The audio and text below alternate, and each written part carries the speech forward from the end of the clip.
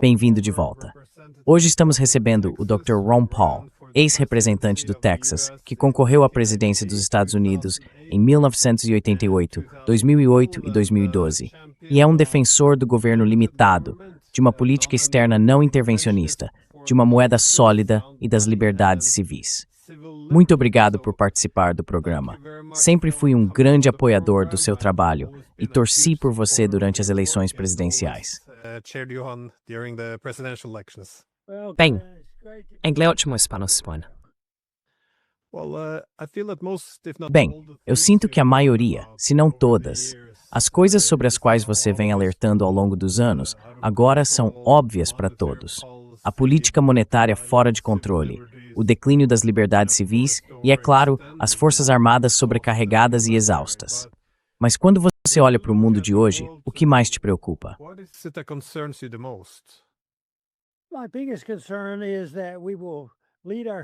Minha maior preocupação é que estamos caminhando para uma grande crise que vai afetar tudo.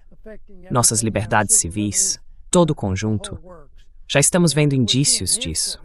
O que mais me preocupa é que quando coisas assim acontecem, geralmente há uma mudança de uma sociedade que ainda tinha algum respeito pela liberdade individual para um governo mais ditatorial. Acho que estamos indo nessa direção. Ao mesmo tempo, tento procurar motivos para ser otimista. Quando participo de um programa como o seu, você está falando com muitas pessoas, e há muitos outros como você por aí fazendo o mesmo. A internet também me deu uma ferramenta para alcançar muitas pessoas.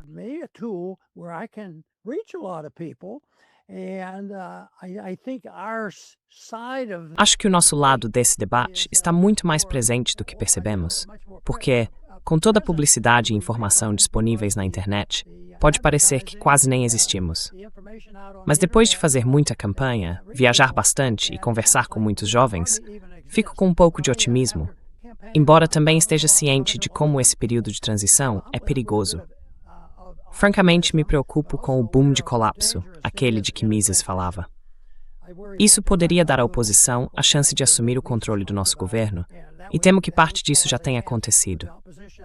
Mas, ao mesmo tempo, ainda vejo alguns aspectos positivos que me deixam animado.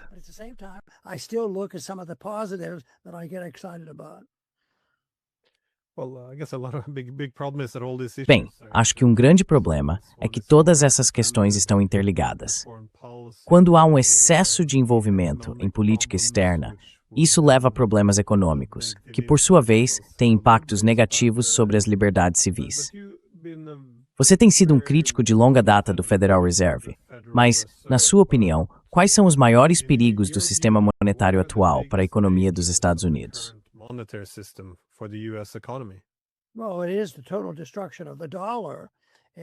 Bem, é a destruição total do dólar.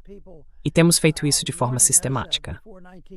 Sabe, já havia pessoas nos alertando antes de 1913 sobre no que estávamos nos metendo, e não demorou muito depois disso para começarmos a ver os problemas.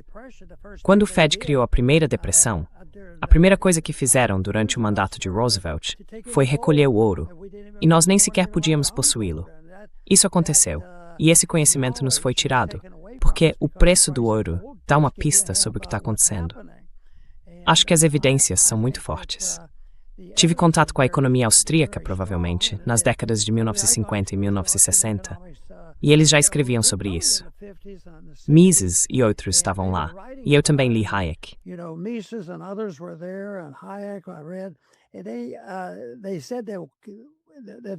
Eles disseram que isso é uma bagunça e que Bretton Woods é inviável. Henry Hazlitt disse isso no dia em que tentavam organizá-lo, e você sabe, tudo desmoronou. Então, em 15 de julho de 1971, aquilo realmente chamou minha atenção, sabe? Mesmo que eu esperasse que acontecesse, ainda foi um grande choque quando realmente aconteceu. Lembro-me de ouvir o pronunciamento ao vivo de Nixon em um domingo à noite, e a partir daquele momento, decidi que esse era um assunto interessante. Na verdade, bastante importante. Gostei de lidar com isso, comecei a falar sobre o tema, e antes que percebesse, isso acabou me levando a uma espécie de carreira política, que na verdade foi apenas um meio de chamar a atenção das pessoas para o perigo do que estávamos fazendo com o nosso sistema monetário.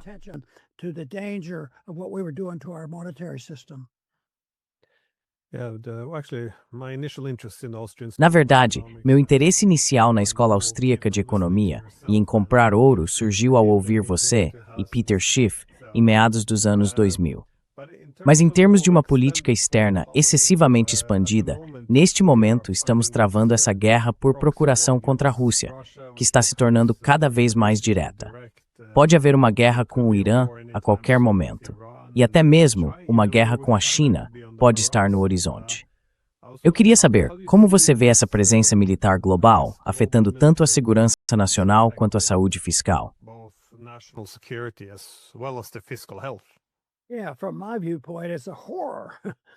Sim, do meu ponto de vista, é um horror. Sabe, isso consome riqueza. Todas as guerras fazem isso quando se tornam guerras realmente intensas. Mas aqui estamos nós, nos gastando até a ruína. Isso é uma grande parte do motivo pelo qual estamos chegando a 40 trilhões de dólares em dívida. É algo esperado em impérios. Impérios eventualmente se expandem demais. Eles estendem suas asas além do limite e gastam dinheiro demais. Então, a dívida e a expansão do poder militar tendem, sabe, a levar as coisas ao fim. E é isso que eu acho que está acontecendo agora. Mas o dia em que isso acabar, bem, ninguém sabia o dia exato em que teríamos a restauração, sabe, do ouro neste país novamente. Mas isso aconteceu após o colapso de Bretton Woods, e fomos autorizados a possuir ouro novamente, o que eu achei muito positivo.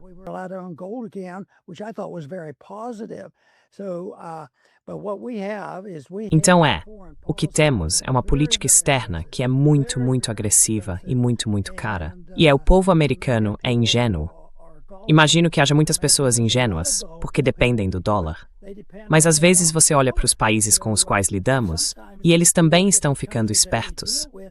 Eles estão começando, talvez, a se proteger contra o que nos preocupa. E isso é o colapso total do dólar. E quando você vê o ouro indo de 1.000 para 5.000, talvez 6.000 em breve, tem que estar acontecendo algo grande. E claro, do meu ponto de vista de tentar ter um governo melhor, todo o meu objetivo é lutar por uma sociedade que permita que as pessoas formem suas próprias opiniões de forma independente, controlem sua riqueza e controlem suas vidas, desde que não cometam agressão. E é disso que se trata o argumento libertário.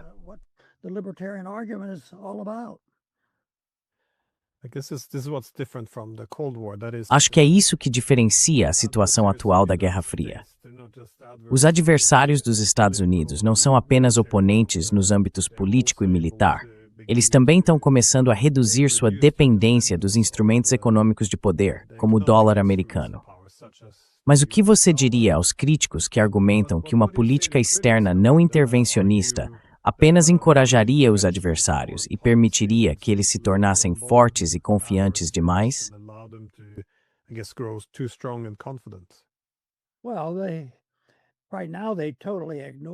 Bem, agora eles me ignoram completamente. E geralmente me ignoravam quando eu estava no Congresso. Mas, por trás de tudo isso, acho que estamos ganhando terreno. Impérios precisam ser mantidos por meio de mentiras, sabe? Porque a verdade se torna traição dentro de um império.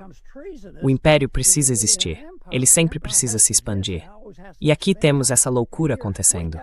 Já chegamos a $1 trilhão no orçamento militar e dizem que vamos aumentá-lo em 50% e conseguir mais 500 bilhões.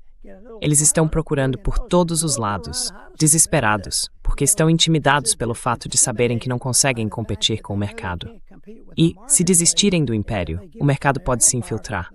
Então, para mim, a solução é mais liberdade, menos governo.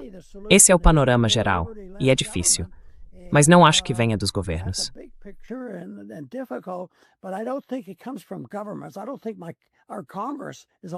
Eu não acho que o nosso Congresso vá de repente ficar inteligente e fazer algumas das coisas que eu peço. Sabe, vai ser uma transição. Acho que as verdadeiras transições vêm de fora de Washington, por meio da educação. É por isso que, mesmo sem entender toda a tecnologia e a internet, eu as vejo como boas ferramentas para nós. Acho que há muitas pessoas por aí de quem nem sequer sabemos. Acredito em um grupo remanescente de pessoas que sempre conseguem salvar algo e acho que ele é muito grande. Percebi isso quando participei daquelas campanhas presidenciais, porque conheci muitas pessoas e muitos jovens estavam interessados. Isso foi o que me empolgou. Se eu fosse a uma universidade liberal, conseguiria reunir milhares de pessoas, jovens, estudantes universitários, alunos do ensino médio.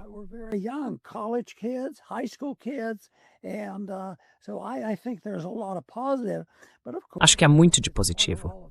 Mas é claro, isso faz parte de toda a história. Sempre há competição. No momento, a luta é entre os autoritários que querem manter seu poder, e eles fazem isso mentindo e tentando expandir seu império. Mas eu acho que o império é muito frágil, e o dólar reflete isso. Enquanto você puder perceber isso, continuaremos avançando nessa direção. O perigo, porém, é o poder político.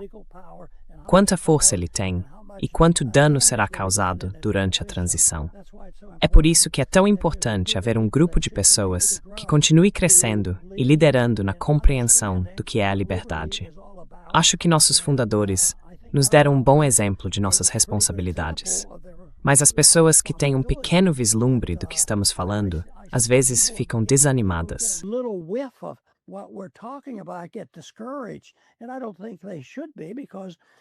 E eu não acho que eles devam ser, só porque isso existe há tanto tempo. Acho que eles devem estar conscientes e motivados. Uma coisa que eu digo a uma plateia, se estou falando com eles e percebo que estão empolgados com o assunto, é: se vocês estão começando a entender isso e realmente acreditam na questão da liberdade, então acredito que vocês, pessoalmente, têm uma responsabilidade maior de falar sobre isso. Porque as outras pessoas estão em terra de ninguém. E isso não é para forçá-los, nem para tomar o sistema educacional ou algo do tipo. Mas acho que os indivíduos que dizem: acho que a mensagem da liberdade está correta e quero participar, cada um tem sua própria maneira de fazer isso. O que você faz e o que eu faço não será igual, mas o objetivo é o mesmo: espalhar a mensagem da liberdade.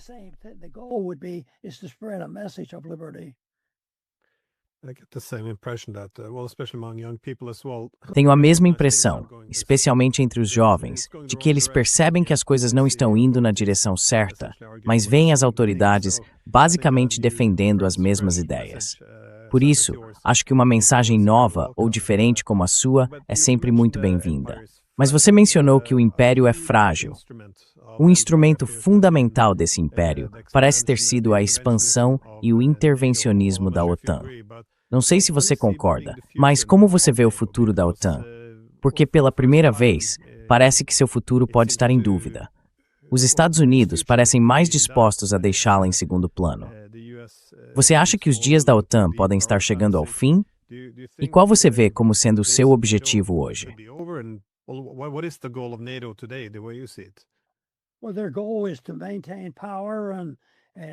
Bem, o objetivo deles é manter o poder, ser políticos e fazer parte do império. Mas isso não é viável, então vai se autodestruir. E eu acho que o que estamos vendo é que não é eficiente. Até Robert Taft era contra entrar na OTAN. Do ponto de vista libertário, é apenas mais governo grande, sabe? Tirando as coisas das mãos da tomada de decisão pessoal e individual. Então eu acho que é uma questão muito importante, mas não acho que precisemos da OTAN. Acho que nossa administração fez um pouco de coisa boa ao apontar algumas das besteiras que a OTAN fez e que não deveríamos estar fazendo. A, B e C. Mas não acho que essa seja toda a resposta, porque o que realmente precisamos é de compreensão.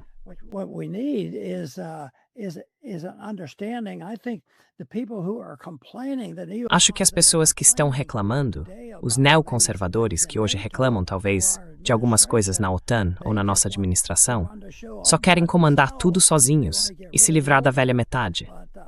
Mas nós temos que, ou pelo menos eu sinto que deveríamos, defender a ideia de que o coletivismo e os governos, e colocá-los juntos com a Liga das Nações, as Nações Unidas, a OTAN, tudo isso é político. E devemos nos unir, porque acreditamos em algo que é realmente, de certa forma, muito sagrado, que é a liberdade pessoal e a responsabilidade pessoal, o que então cria um sistema em que não há nada além de dinheiro honesto.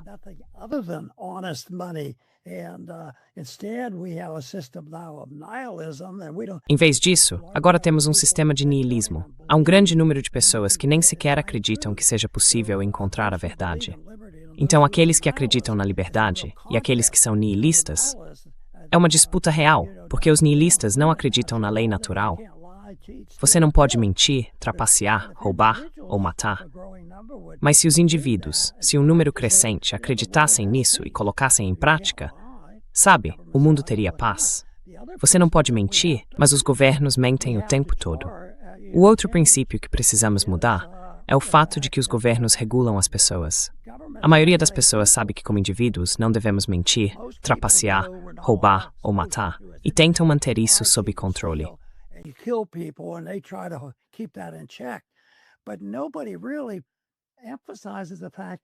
Mas ninguém realmente enfatiza o fato de que é isso que os governos fazem. Eles mentem, trapaceiam, roubam, matam e iniciam guerras. Então tudo se conecta, mostrando que os governos causam muito mais dano do que as pessoas más que fazem essas coisas individualmente. Claro que é uma questão moral. Estamos financeiramente falidos, mas também temos essa falência moral. É a falta de crença na lei natural, em vez do niilismo. A atitude por aí é: tudo o que precisamos é construir os impérios, e eles cuidarão de nós. Então o desafio está posto. Não é algo novo, mas eu procuro sinais de que pode haver algum otimismo, e há alguns, e tento participar, fazendo o que acho que devemos fazer.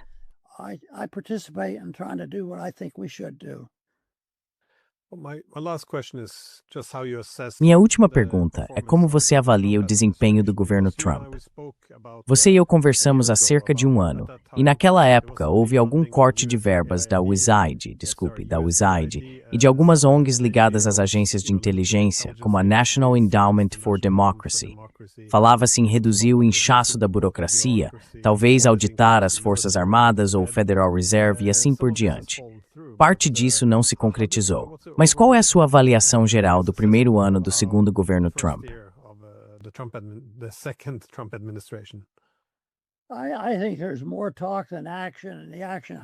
Acho que há mais conversa do que ação, e a ação não resolveu o problema. É basicamente isso. Muita coisa foi dita, especialmente sobre o que deveríamos fazer, como reduzir gastos. Mas veja, por exemplo, a meta de acabar com o Departamento de Educação e transferir a educação para as pessoas locais. Isso foi dito e depois desfeito. Recentemente, finalmente fizeram uma votação e deram mais dinheiro ao Departamento de Educação. Então, nada realmente muda. E eu acho que há algumas pessoas, certamente muitas pessoas, que ainda estão determinadas e bem-intencionadas. Mas mesmo que seja bem-intencionado, ainda não está funcionando. Nós não cortamos.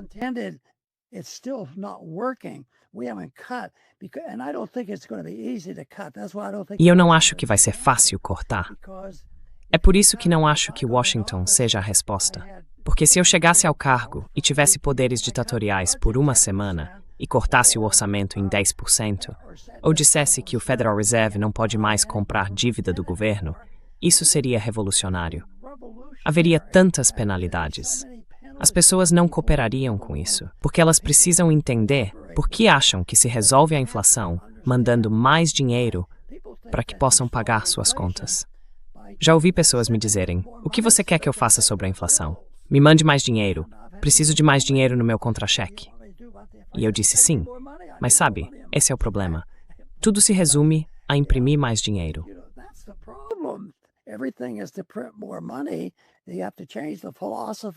Você precisa mudar a filosofia. Você precisa parar os gastos. Você precisa desafiar o estado de bem-estar social. Você precisa desafiar o complexo militar industrial. Mas você diz: bem, isso parece impossível. Não, há uma semelhança, de certa forma, entre o que estamos fazendo e o que os marxistas fazem. Eles querem o caos. Eles querem que isso aconteça. Nós não queremos o caos. Mas se acontecer, pode nos dar a chance de dizer: existe uma resposta para isso. Os marxistas querem o caos porque querem empurrar as coisas na direção oposta, rumo a um poder mais ditatorial. E isso é um problema educacional. É uma das razões pelas quais eu tenho um grupo de ensino domiciliar.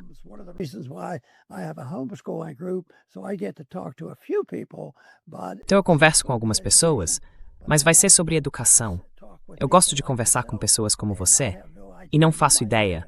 Talvez você nem saiba quantas pessoas influencia. Então tá por aí. E eu acredito que, quando chega a hora de uma ideia cujo tempo chegou, nem exércitos conseguem detê-la. E acho que isso é verdade. As ideias são muito importantes. Penso no que aconteceu durante a Covid. As pessoas finalmente acordaram e disseram, isso é loucura. E sabe, acabou que tudo se dissipou e elas pararam com aquelas loucuras. Então é só uma questão de mobilizar e conscientizar as pessoas. E para mim, isso é, antes de tudo, uma questão moral e educacional.